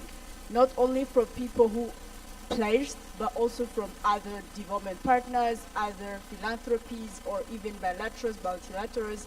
There's so many institutions that are willing to help to really finance these innovations. So the key to all that is innovation. And then on financing, entrepreneurs being able to really make themselves meet what is needed in terms of financing on the concessional loans. So it's like a cohort, it's like a class. We start from ideation, we start from from an idea concept to make sure that we help you, we give you the rightfully technical assistance that is needed for you to be able to scale up. The problem with entrepreneurs, young innovators, is that they mostly look for money and they're not attracted to technical assistance, to cohorts, and you usually need to go through that phase, which is almost like 3 months to 6 months for you to learn, for you to know what you're doing as per the global standards, and to avoid greenwashing. Once you're at the stage of scaling up, then you for sure going to unlock funding. So that's really what I can say. And in terms of the sister there, in terms of the communities, at the Rwanda Green Fund, we have the Community Adaptation Fund, which offers financing to projects that really help in terms of climate smart agriculture at the community level. If you're in Rwanda, please feel free to come at our offices, and we'll be able to provide further details. Yeah, thank you. So the first of product Yeah, so for us at City Shamba, we really advocate for indigenous vegetables, which of course are nutritious. And what we do is that we advocate for planting of a variety of crops. So if you come to our resource center, we are mixing different vegetables and different herbs together. Why is this? This is because as part of organic farming, we do something called a push and pull effect. There are some herbs or some vegetables that emit some scent, which is able to repel insects. I heard that we also had a problem of insects and using a lot of pesticides. So the first thing that you should ensure is to ensure that your soil is healthy enough so that it can produce healthy crops that are able to fight diseases just like the normal human beings. And then we also have trainings on organic pesticides formulation. So we do formulate our own organic pesticides using organic ingredients. So we have a theoretical topic on that and other farming practices that are helping us to deal with insects. I know insects can be a thorny issue in food production. In terms of the composition of organic pesticides, I think I can link you with organic pesticides, not organic pesticides, sorry, is doing black soldier fly farming. And the black soldier fly farming basically is using the larvae stage of the black soldier fly to decompose organic waste, and you're able to decompose that within 10 days. So you are at the end of it, you are able to get protein for maybe your chicks or other animals, and at the same time you get we call it frass fertilizer, well decomposed frass fertilizer. So we have Ento farms here. They are going maybe to advise on that. So we also advocate for food diversification as a matter of improving our food security. As a community, I know when you come to our resource center, we are doing a lot of things. We also do snail farming. And I know for us as Kenyans, we do not consume snails. But we welcome you to come. The king came, and West Africans, I know they consume snails. And things that are coming to, cattle is contributing a lot of carbon footprint.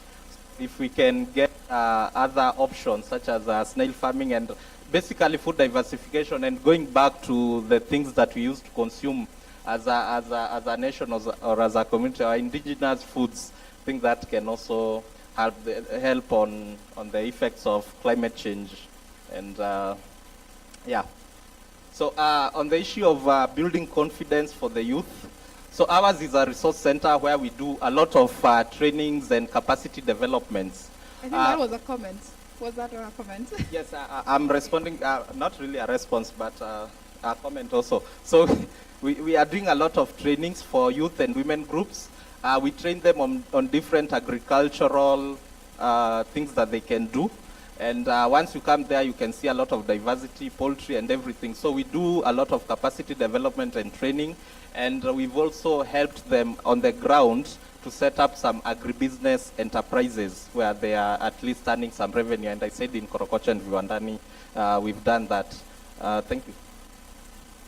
All right, I'll go straight to the questions. I think you asked the vegetables or the food that is being produced in our urban farms. From our clients, we are producing potatoes, arrowroots, sweet potatoes.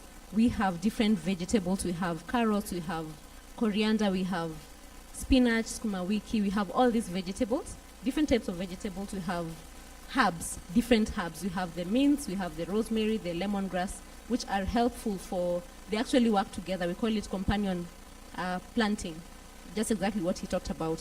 So it helps not only to give you a food, a different type of food, but also it enables us as one of the organic ways to manage pests and diseases. We also use different methods like different kitchen concoctions. We take people through a training program where we show you the different concoctions you can actually do. I know that one of the challenges that youth are having is the lack of finances. So we show them from the, from the ground up. Yes, so we show you everything from how you can be able to manufacture your own organic methods of dealing with pests and diseases, and even how to add more food into your soil. Then just a short comment on what you said. I would like to invite you, my sister with the one who spoke about where you come from. In fact, we have a model farm in Madare. I'd like to welcome you to come and see. And I think for us as young people, the most impactful thing that we can do is what you see happening, not just, the theory. I would like you to come to the farm and see what is happening so that you can be able to go back home and implement the same thing. I think that's it. Thank you, Ruth. I really felt when the guy from Baringo spoke, because for a long time when I was doing mushroom farming and I wanted to expand, I just couldn't know where to look for support. And therefore, now that I'm here and with quite some networks, I would be very happy to connect with you after this session and walk you through the steps on how to get support, be it pre-seed funding, seed funding, but of course there needs to be work that goes in there. And I think you being here, coming from Baringo to attend this conference in Nairobi, is testament of the drive and motivation and ambition that you have to change your circumstance or where you come from. So I'll be very glad to engage after this session and walk with you through it.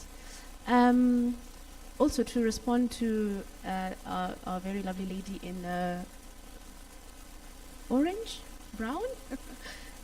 Yeah, you mentioned about indeed using dialect that is understandable to communities, and there we are very much aligned. Of course, these are the only kind of platforms where we will speak about and use terms like hydroponics Africa and regenerative farming and adaptation and mitigation, because of course my assumption at least is that majority of you are learned to some extent to understand these terms, and that's why you're here.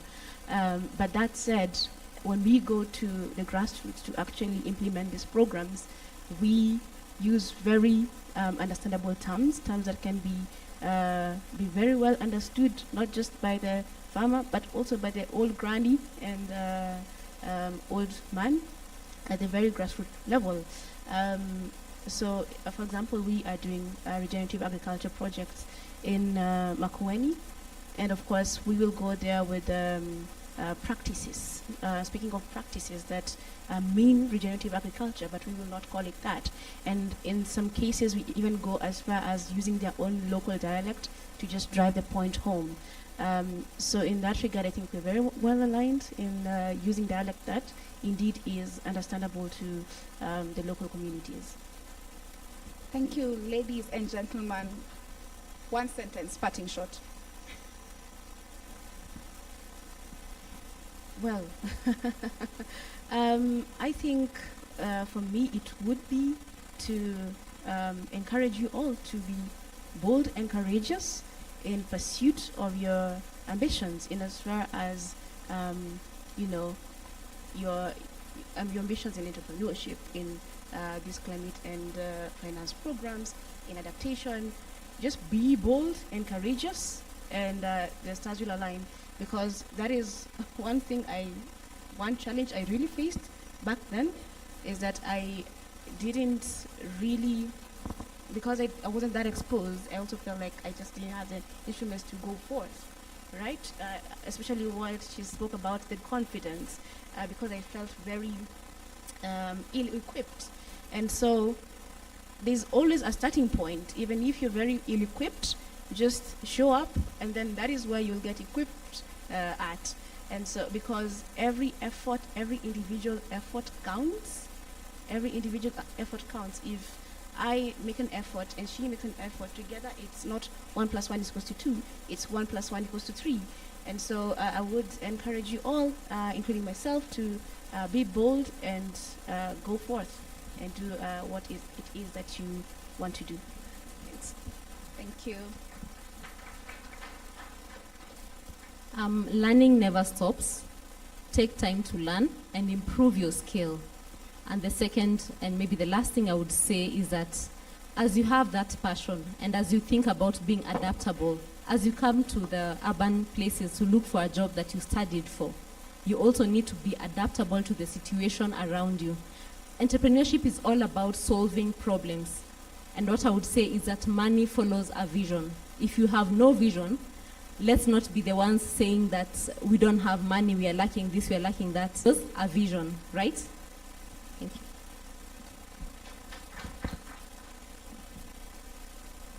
Yeah, thank you. So for the youth, I always tell them that there's no instant gratification. And these all issues of food systems, climate change, they are so complex and you can only do so much.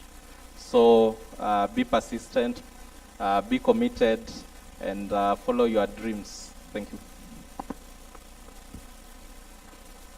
Thank you so much. I think we always view climate change as a challenge. Yes, it is, but it also presents so many opportunities that we can really tap into. And we always blame the governments for finance, but I think the government always brings it back to the youth in terms of how much can you innovate and how far can you get to solving the problem, as it was mentioned. So please feel free to really explore, innovate, and really make sure that you are in alignment with where the world is going. Thank you. Thank you. Boldness. Boldness. Just start. Mercy said, what did you say? Money follows a vision? Now I'm trying to remember what your parting shot. All right, Gregory said persistence. Learning. Yes, Mercy said learning. And Fabiola, you said, okay, fine, I give up. All right, let's give a round of applause to the panelists. A round of applause to you as well for sitting through and engaging with us. Don't leave yet. I said I still have a gift. So, lastly, before we take the photo, and then I get to invite Natalie Kiki to take us through a very, very short session. So my question is, wow, where am I? Which United Nations SDG specifically addresses climate action and sustainability? Hey, no, that one, no. Wilson. 12. Yeah, no. All right.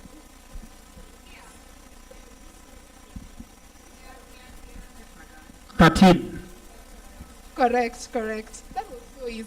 All right. That's it. Have a photo.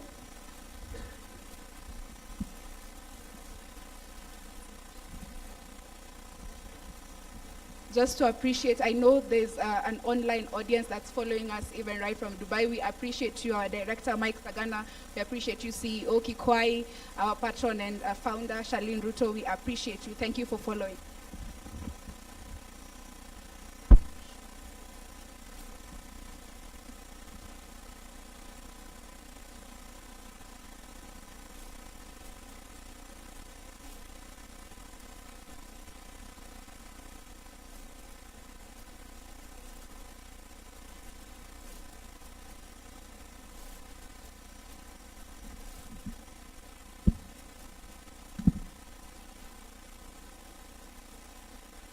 Natalie?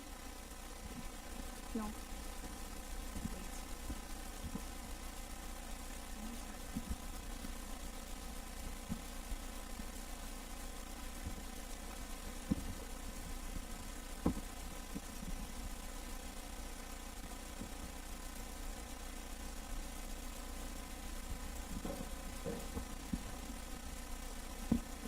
Thank you, Milobi. Thank you, everyone. I hope you found this session very informative and impactful. Now, as SMACHS Foundation would like to express our sincere gratitude to our panelists. So I'll have some of our team members to help gift our panelists. And we'll start with Ruth Kariuki. We'll have Wairimo.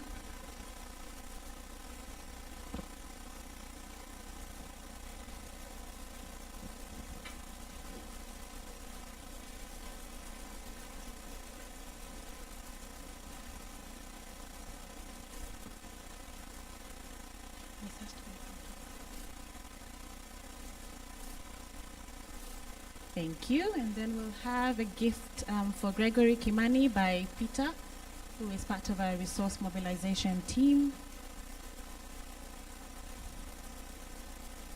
It's okay. Thank you. Then we'll have Candy from Finance to gift Miss Fabiola Mutabazi.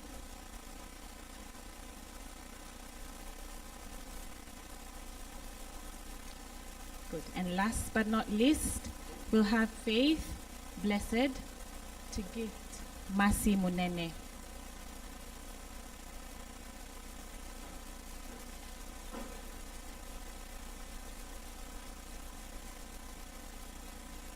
Thank you, thank you. Thank you so much. Thank you, Natalie. Sheila Mwadi, as you come, I just want to remind us immediately after this, we have some snacks that have been prepared for us. Let us use that time to network. Let us use that time to network amongst ourselves, because that is one of the main aims that we actually convene this, that we get a chance for young people to network. Also, kindly make sure that you leave behind the translation devices on the table. Don't go with them. Asante.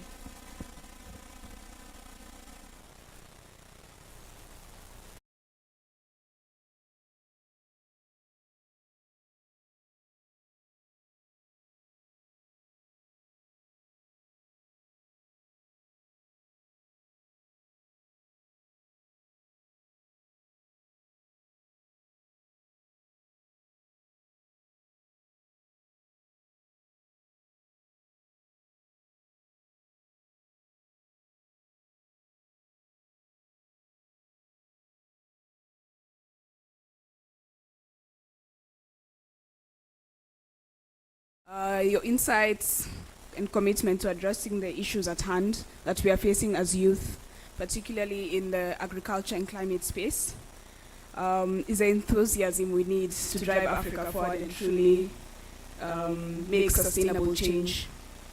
I want to especially thank our esteemed speakers for sharing their expertise, inspiring the audience. I think we are all very inspired, and fostering a very meaningful discussion. I personally heard a lot about examining our education system, innovating new finance models, but also utilizing the resources that we have within our control to advance the agenda.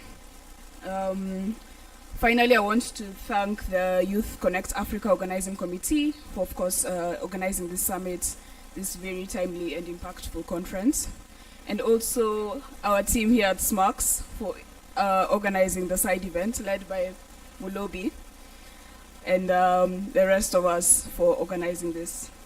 Once again, thank you for all your contributions. As Mulobi has told us, I hope everyone by the end of this summit or by the end of this day makes a new friend, at least from another country. I know we have many of us from different countries. I know there are several Kenyans in the room, but let's try and interact with people from other countries as well, just to drive unity amongst us as Africans. Finally, just to make an announcement, the panelists you will be ushered out just to have to facilitate your gifting. Thank you once again, and have a good afternoon.